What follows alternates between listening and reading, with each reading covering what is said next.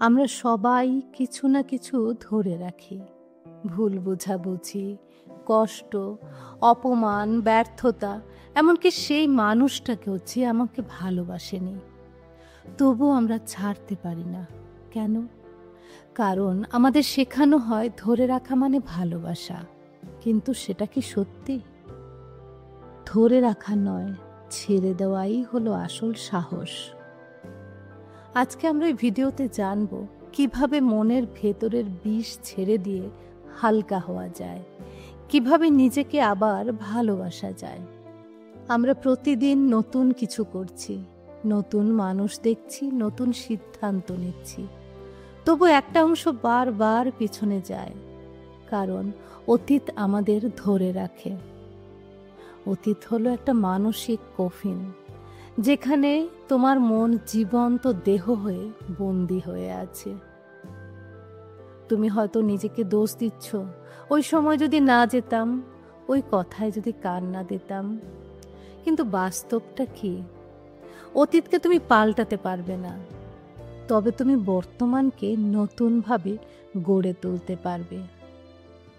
শুধু অতীতটাকে ছেড়ে দিতে হবে। অনেকেই ভাবে কাউকে ক্ষমা করা মানে তাকে ছাড় দেওয়া, কিন্তু ক্ষমা করা মানে তাকে ছেড়ে দেওয়া নয়, নিজেকে মুক্ত করা। কারোর প্রতি রাগ পুষে রাখা মানে হলো নিজের মধ্যে এক বোতল বিষ রেখে প্রতিদিন এক ফোঁটা করে খাওয়া। ক্ষমা করার মানে কাউকে ছেড়ে দেওয়া নয়, বরং সেই বিষটাকে ছুঁড়ে ফেলে দিয়ে নিজের ভেতর শান্তি খোঁজা। তাই আজ একটা কাজ করো, চোখ বন্ধ করে ভাবো তোমার জীবনের এমন একজন মানুষ সম্পর্কে যার প্রতি তোমার মনে এখনো অনেক রাগ আছে। আজ তাকে ক্ষমা করে দাও, নিজের জন্য, নিজের শান্তির জন্য। আমরা এমন কিছু নিয়ে ভাবতে থাকি যা হয়তো ঘটেইনি, যা হয়তো কখনো ঘটবেই না। আমরা যদি নিজের মনকে নিয়ন্ত্রণ না করি, তাহলে এই মনই আমাদের নিয়ন্ত্রণ করতে থাকবে। একটা সামান্য উদাহরণ ধরো, একজন মানুষ তোমাকে একদিনের জন্য উপেক্ষা করলো, আর তুমি পরের 7 দিন ধরে সেটা নিয়ে চিন্তা করলে। সে কি রেগে গেছে? আমি কি কিছু ভুল বলেছি? সে কি আমাকে অপছন্দ করে?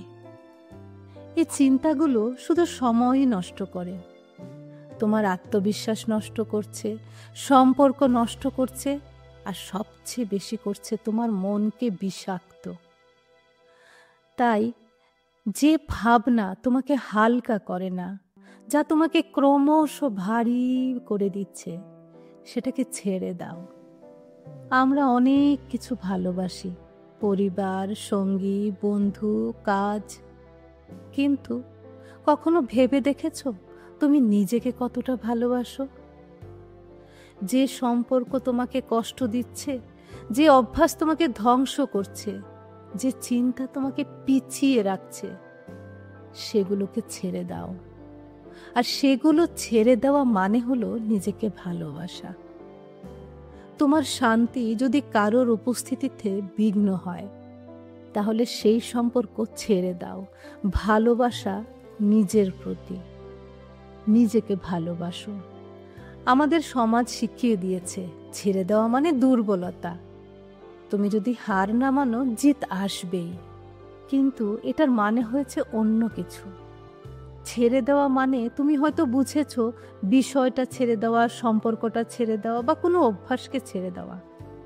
কিন্তু যেটা তোমাকে এগোতে দিচ্ছে না, তুমি সাহস করে সেটাকে বিদায় জানাও, তাহলেই তুমি জিতবে। এটা কোনো পরাজয় নয়, এটা নিজের প্রতি শ্রদ্ধা, নিজেকে ভালোবাসা। জীবনে সবচেয়ে বড় শান্তি তখনই আসে যখন আমরা মেনে নিই সব কিছু আমাদের নিয়ন্ত্রণে নেই। আমরা সব পছন্দ করতে পারবো না, সব ভুল ঠিক করতে পারবো না, কিন্তু একটা কাজ করতে পারবো, নিজেকে ক্ষমা করতে পারবো, অতীতকে বিদায় দিতে পারবো, আর ভবিষ্যতের জন্য নিজেকে তৈরি করতে পারবো। নিজেকেই বলো, আমি আজ থেকে নিজেকে ভালোবাসবো, আমি মুক্ত হব। এই ভিডিও যদি তোমাদের ভালো লেগে থাকে তাহলে অবশ্যই নিচে কমেন্টে জানাবে, আর এই চ্যানেলকে সাবস্ক্রাইব করতে ভুলবে না। ভালো থাকবে, সুস্থ থাকবে।